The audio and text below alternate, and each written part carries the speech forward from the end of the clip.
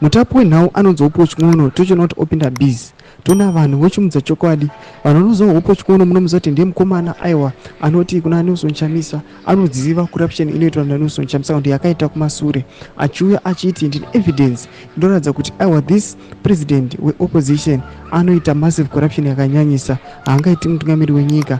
Munoziva nhau yemabulletproof vehicle iya yamunomutsomera. Toona panapa uya achifumura. Sandapinda mashoko anobuda itaurwa panapa, nodibva subscribe olike ubva watina on the bell icon.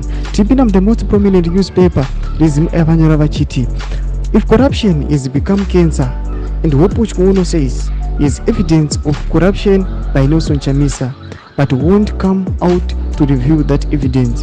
How then can a Twitter space that I opened become a threat to a medical center? This guy Hope Chikuno is not credible at all. Toona kuti panapa Hope Chikuno ari kuya achithreatina zvinzi aiwa you Hope Chikuno you are not credible.